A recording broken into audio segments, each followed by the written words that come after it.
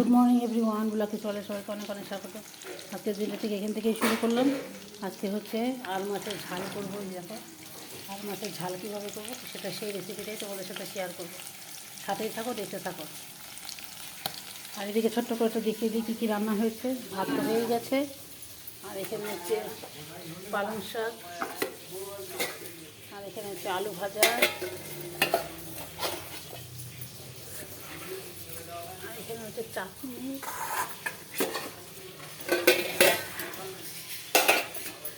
আর এখানে হচ্ছে সকালে খাওয়ার জন্য ডালিয়া, আর এখানে হচ্ছে ডিম সেদ্ধ। সকালে খাওয়া দাওয়া। আর এই মাছটাই তোমাদের সাথে শেয়ার করবো। মাছটা ভাজা হোক, তারপর আসছি। আবার মাছ ভাজা বসিয়ে দিলাম, যেখানে মাছগুলো হয়ে গেছে সবকটা ভেজে নিয়ে তারপর আসছি। আর মশলাও আমার রেডি করা, পেঁয়াজ বাটা, আদা বাটা, লঙ্কা বাটা, টমেটো বাটা, আর উপরে হচ্ছে হলুদ গুঁড়ো, লবণ আর হচ্ছে লঙ্কার গুঁড়ো দিয়েছে। আর ধনে পাতা তো নামানোর সময় তো দিবই। বেগুন কাটা হচ্ছে, বেগুন দিব নাকি ভাবতে।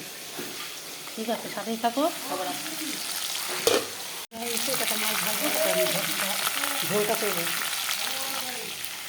গুড মর্নিং এভরিওয়ান, ব্লগে চলে সবাইকে অনেক অনেক অনেক স্বাগত। আজকের দিনটা এখান থেকে শুরু করলাম। আজকে যে মটরশুঁটি আলু দিয়ে ডিম দিয়ে একটা রেসিপি রান্না করবো তোমাদের সাথে। মশলা দিয়ে দিলাম, দিয়ে লঙ্কা বাটা, লঙ্কা, পেঁয়াজ, রসুন, আদা, মাংসে যা যা মশলা আছে সবই লাগবে, টমেটো বাটা সব দিয়ে এটা করবো। নতুন একটা রেসিপি, সেগুলো তোমাদের সাথে শেয়ার করি। এরকম করে খেয়ে দেখো কী টেস্ট লাগে সেটা।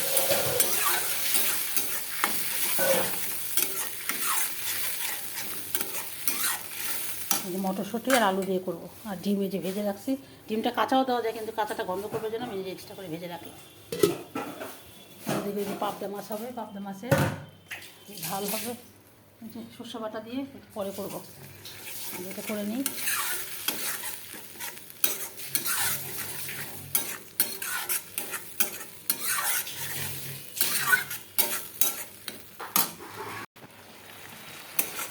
ভালো করে কষিয়ে নিয়ে আলুটা দিয়ে দিই।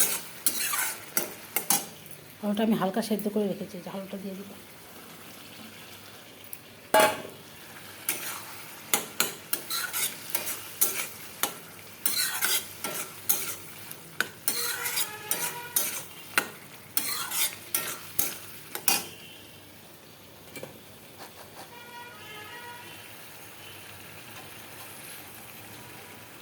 মটরশুঁটিটা তুলে দিব না, বেশি হয়ে গেলে। মটরশুঁটিটাও দিয়ে দিলাম। এখন ভালো করে এটা কষাবো।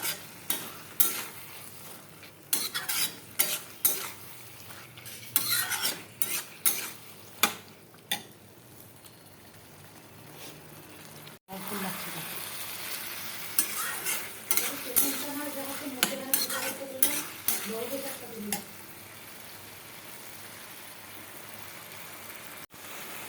ভালো করে কষাবো, কষতে তেল ছেড়ে আসছে, তারপর জল দিব।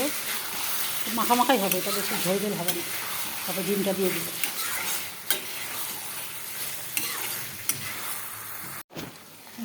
একটু শুকনো হয়ে আসছে, আমি সামান্য জল দিয়ে দেবো। এখন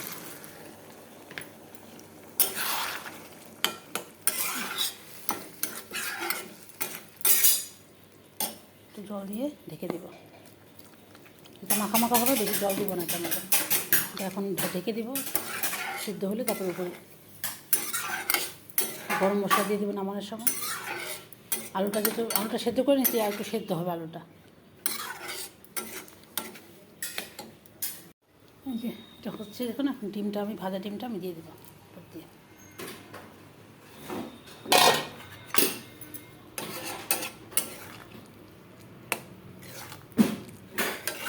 ডিম ছাড়াও হয়,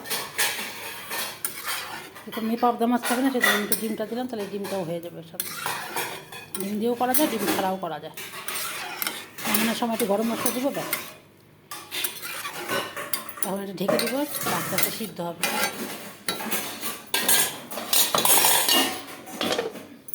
এখন এখানে পাবদা মাছটা আমি দিব। তেল হয়ে গেছে, যে পাবদা মাছটা দিয়ে দেবো।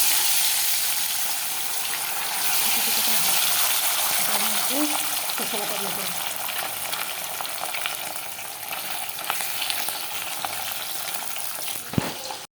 আমার হয়ে গেছে এটা, এখন একটু গরম মশলা দিয়ে দেবো।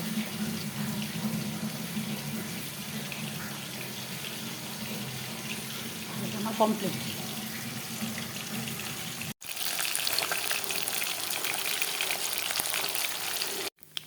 এই যে কালো জিরে দিয়ে দিলাম, মাছগুলো না ভেঙে গেছে, যাই হোক। এই যে সর্ষে বাটাটা এখন দিয়ে দিব আমি। লবণ হলুদ দেওয়া আছে সর্ষে বাটার মধ্যে, মাখা মাখা করে করে রাখবো। মনটাই খারাপ হয়ে গেলো, মাছগুলো আসলে তো অনেক দিন আগে আনা হয়েছে তো, ভাজা হয়নি, সেদিন এরকম হয়ে গেল।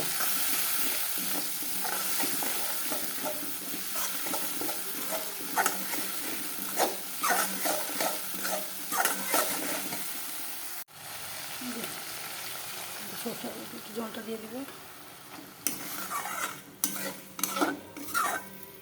এখন আমি মাছগুলো সব দিয়ে দিব। এটা তো বেশি হওয়ার নাই, মাছটা ভেঙে গেছে কিন্তু খেতে অনেক টেস্ট হবে। জানি না কীভাবে ভাঙলো, জলটুকু দিয়ে দেবো। নামানোর সময় একটু ধনে পাতা দিয়ে দেবো, ব্যাস, এই পরিষ্কার, কিছুই লাগবে না।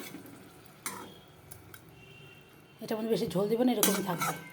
ঠিক আছে বন্ধুরা, আজকের মতন ভিডিওটা দুটো রেসিপি তোমাদের সাথে শেয়ার করে দিলাম। আজকে ভিডিওটা এখানে শেষ করছি, কালকে আবার নতুন ভিডিও নিয়ে তোমাদের সামনে অবশ্যই আসবো। আজকের মতন সবাইকে টাটা, সবাই খুব ভালো থেকো, সুস্থ থেকো, সাবধানে থেকো। সুন্দর হয়েছে, তেলটা একটু বেশি হয়ে গেছে, তেলটা ফেলে দিতে হবে।